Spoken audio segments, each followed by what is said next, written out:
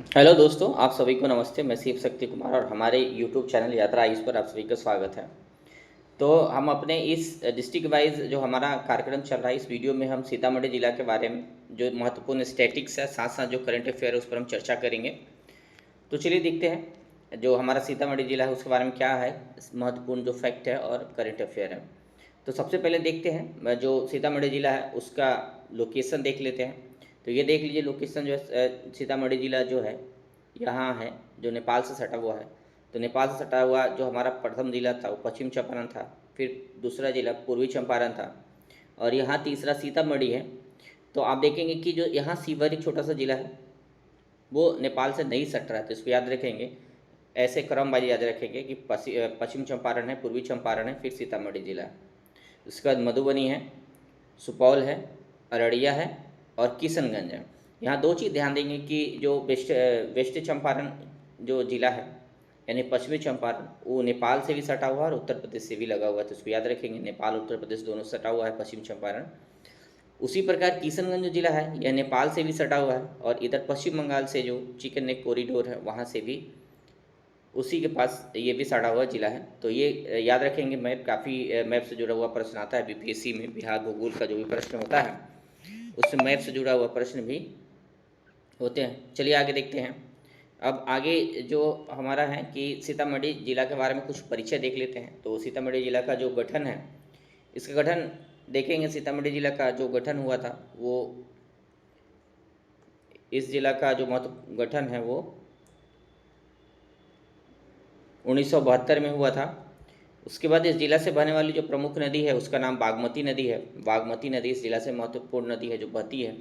और सीतामढ़ी जिला का मुख्यालय का नाम भी सीतामढ़ी है। बहुत सारे जिला ऐसे भी हैं जिनका मुख्यालय का नाम जो है अलग अलग होता है, जैसे वैशाली जिला का मुख्यालय हाजीपुर है, पश्चिमी चंपारण जिला का मुख्यालय बेतिया है, पूर्वी चंपारण जिला का मुख्यालय मोतिहारी है। तो इसको भी याद रखेंगे, पूछा जा सकता है। साथ साथ सीतामढ़ी जिला में कुल जो अनुमंडल है 3 है, जबकि प्रखंड 17 है। तो सीतामढ़ी जिला में अनुमंडल की संख्या 3 है और प्रखंड जो है 17 है, तो इसको भी याद रखेंगे। लोकसभा का 1 सीट है, विधानसभा का 8 सीट है और जिला का जो घनत्व है 1492 है, जो राज्य की घनत्व 1106 है उससे ज़्यादा है, तो इसको भी याद रखेंगे। जो जिला का जो जनसंख्या घनत्व है वो 1492 है। प्रति वर्ग किलोमीटर में जो लोग है वो 1492 लोग रहते हैं, जबकि बिहार राज्य की जो जनसंख्या घनत्व 1106 है, जो पूरे भारत में सर्वाधिक है। और भारत का जो जनसंख्या घनत्व है वो कितना है, 382 है, तो इसको भी याद रखेंगे। जिले का जो लिंगानुपात है 899 है। जिला का जो लिंगानुपात है 899 है, जो राज्य के लिंगानुपात 918 से कम है, तो इसको भी याद रखेंगे। जो बिहार राज्य का लिंगानुपात है 918 है और उससे कम है जिला का लिंगानुपात। सीतामढ़ी जिला का जो साक्षरता दर है 52.05% है, 52.05% है, जबकि बिहार राज्य का जो साक्षरता दर है 61.08% है, तो इसको याद रखिएगा।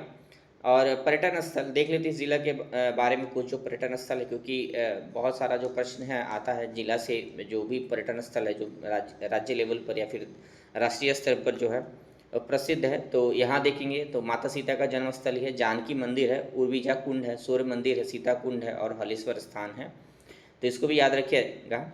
चलिए देखते हैं बागमती नदी के बारे में देखते हैं। अब ये बागमती नदी है, आप इसको देख लीजिए। बागमती नदी जो है इसका थोड़ा लोकेशन मैप देख लेते हैं। ये देखिए ये बागमती नदी है और ये नेपाल से यहाँ से निकल के आके और ये बूढ़ी गंडक नदी है। देखिए यहाँ बूढ़ी गंडक नदी है, बूढ़ी गंडक नदी में बागमती नदी मिल जाती है, तो इसको भी याद रखिएगा। बागमती नदी जो है बूढ़ी गंडक नदी मिल जाती है और गंडक नदी यहाँ बहती है, तो इसको याद रखिएगा कि जो बागमती नदी है वो नेपाल और बिहार में बहती है और यह किस से मिल जाती है, बूढ़ी गंडक नदी की सहायक नदी है, तो इसको याद रखिएगा।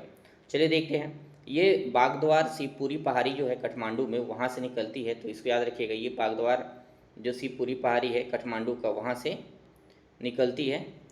साथ में नेपाल के बाद ये बिहार के सीतामढ़ी जिला में जो है प्रवेश करती है मैदानी भाग में, और यह बिहार में बूढ़ी गंडक नदी से मिल जाती है।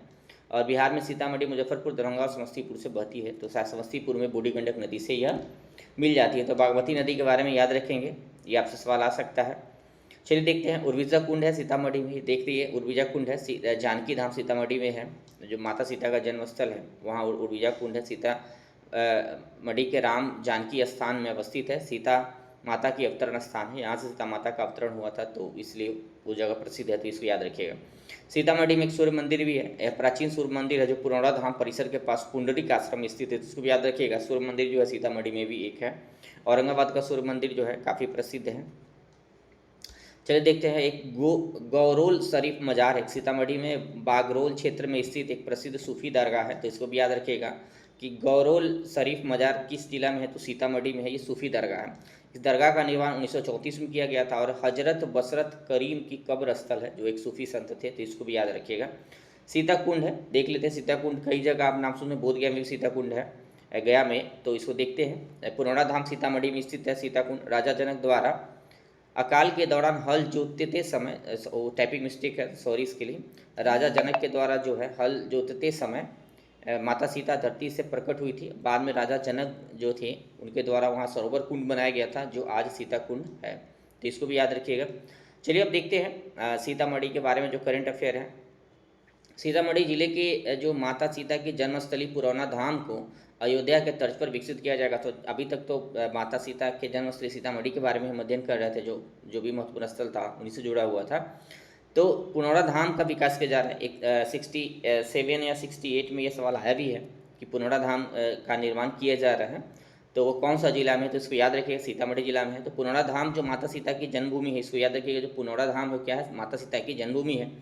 और अयोध्या के राम मंदिर के तर्ज पर इसका विकास किया जा रहा है। तो जो अयोध्या में भी राम मंदिर का निर्माण हुआ, जिसका शिलान्यास पिछले वर्ष हुआ, तो उसी के तर्ज पर जो है यहाँ विकास किया जा रहा है। और परियोजना की जो कुल लागत है 883 करोड़ रुपया है। तो परियोजना की जो कुल लागत है कितना है, 883 करोड़ रुपया है। एक सीता माता की विश्व की सबसे ऊंची मूर्ति भी सीतामढ़ी में लगाया जा रहा है, तो इसको भी याद रखिएगा। जो माता सीता है उनका विश्व की सबसे ऊँची जो मूर्ति है वो यहाँ लगाया जाएगा सीतामढ़ी में। यह सीतामढ़ी के जो बखरी गांव है, राघोपुर शायद प्रखंड है, वहीं सीतामढ़ी में इसको लगाया जा रहा है। तो याद रखिएगा, बखरी गांव के राघोपुर में, मतलब बखरी गांव है, राघोपुर प्रखंड है सीतामढ़ी में, वहीं इसका निर्माण किया जा रहा है। यह मूर्ति 251 फीट की होगी, 251 फीट इसका जो है पूरा ऊंचाई होगा। और मूर्ति का निर्माण अष्ट धातु से किया जाएगा। तो बहुत सारे मूर्ति जो अभी भारत में बन रहा है वो अष्ट धातु से भी बनाया जाता है, ताकि वह मजबूत रहे और दीर्घकालिक उसका टिकाव हो उस मूर्ति का। और इस जो निर्माण किया जा रहा है इस मूर्ति का, इसमें तकनीकी सहयोग IIT पटना के द्वारा लिया गया और इसका अनुमानित लागत 500 करोड़ है। तो इसको याद रखिएगा। जो माता सीता की जो विश्व की सबसे ऊंची मूर्ति का निर्माण हो रहा है उसमें तकनीकी सहयोग किससे लिया गया है, तो IIT पटना के द्वारा। पूछ जा सकता है। सीतामढ़ी के सभी प्रखंड में क्लिनिक खोला गया है और ऐसा करने वाला सीतामढ़ी जिला जो है बिहार का प्रथम जिला बन गया है। और ये किस प्रकार का क्लिनिक है, तो ये जो है फैलेरिया बीमारी से जुड़ा हुआ क्लिनिक है। अर्थात प्रत्येक प्रखंड में फैलेरिया की जो क्लिनिक स्थापित किया गया है और इसीलिए जो है यह बिहार में प्रथम जिला बन गया है, जिसके प्रत्येक प्रखंड में फैलेरिया नामक रोग से जुड़ा हुआ क्लिनिक है। तो क्लिनिक में फैलेरिया के साथ साथ अन्य सामुदायिक स्तर के जो स्वास्थ्य सुविधाएं हैं वो भी प्रदान किया जाएगा, तो इसको याद रखिएगा। फैलेरिया के बारे में देख लेते हैं। इसको हाथी पाँव भी बोलते हैं, देख रहे हैं आप इस तस्वीर में, लोगों का जो है पैर फूल जाता है। यह लंबे समय तक रहने वाला परजीवी बीमारी है, इसको भी याद रखिएगा, पैरासाइट डिजीज़ है और लंबे समय तक होता है। ये दीर्घकालिक है, ये मच्छरों के काटने से फैलता है और मच्छरों को काटने से फैलता है, तो इसलिए मच्छर न काटे इसकी व्यवस्था करना चाहिए। अब भारत द्वारा 2030 तक फैलेरिया मुक्त करने का लक्ष्य रखा गया है। ये टाइपिंग मिस्टेक है, तो फैलेरिया मुक्त करने का जो लक्ष्य रखा गया है। और फैलेरिया को ट्रॉपिकल नेग्लेक्टेड डिजीज़ भी बोलते हैं। तो UPSC में प्रश्न 2-3 बार आ चुका है कि ट्रॉपिकल नेग्लेक्टेड डिजीज़ में कौन कौन सा डिजीज़ शामिल है। तो मुख्य रूप से जो यह उस प्रकार की बीमारी को इसमें शामिल किया गया है जो मुख्य रूप से कर्क रेखा और मकर रेखा के बीच में होता है। और पश्चिम जो डेवलप्ड नेशन थे, जो रिसर्च करते थे, इनोवेशन था उनका दवा के क्षेत्र में, उन्होंने इस पर ज़्यादा रिसर्च नहीं किया और इसलिए इसको नेग्लेक्टेड ट्रॉपिकल डिजीज़ भी बोला जाता है। ज़्यादातर जो विकासशील और अल्पविकसित राष्ट्र हैं उन्हीं के देशों में यह बीमारी का प्रचलन है, जैसे मध्य अफ्रीका और एशिया में है।